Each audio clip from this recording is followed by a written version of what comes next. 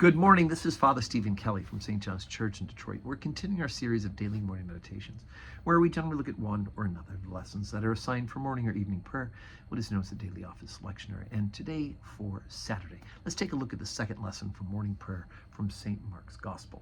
We're on chapter number 9, beginning at verse 30. And they departed thence and passed through Galilee.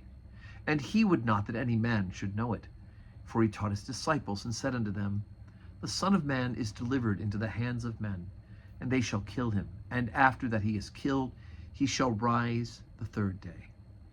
But they understood not that saying, and were afraid to ask him.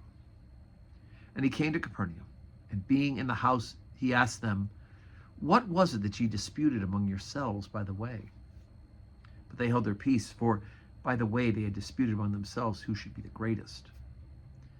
And he sat down and called the 12, and saith unto them, If any man desire to be first, the same shall be last of all, and servant of all. And he took a child, and set him in the midst of them. And when he had taken them in his arms, he said unto them, Whosoever shall receive one such child in my name, receiveth me. And whosoever shall receive me, receiveth not me, but him that sent me. Okay, so we've got a couple little jabs here of things that's going on with Jesus as he's traveling on this way. First of all, he lays out to them again that he's going to be crucified, that he's going to be put to death, and he's going to rise from the dead, and they're not getting it. And not only are they not getting it, they're afraid to ask him, right? That human nature of us being too embarrassed to ask good questions, right? Remember when you were in class and your teacher said, there's no such thing as a dumb question, but you don't want to ask the question because you feel dumb if you do it. And so it's important for us to see that even the apostles and the early disciples are struggling with that. And Jesus is laying out to them. Now this, of course, will become clear to them later when all this happens. They'll realize, ding, ding, ding, ding, ding, lights going off, and they know what happened. And then, of course, he nails them as they're not quite getting this idea that what Jesus is now calling them to is simple servitude, right? He's calling them to come and to serve.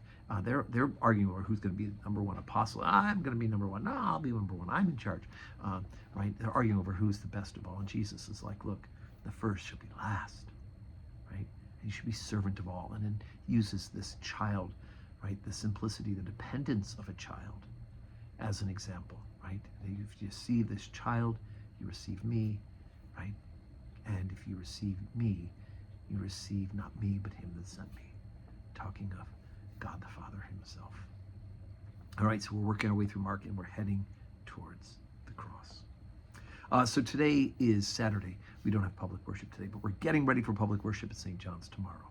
We have 7:30 morning prayer, 8 o'clock Holy Communion, 10 o'clock Holy Communion, and we have a guest preacher, Father Jeff Piper, will be with us preaching at 8 and 10 o'clock. And then 5:30 evening prayer.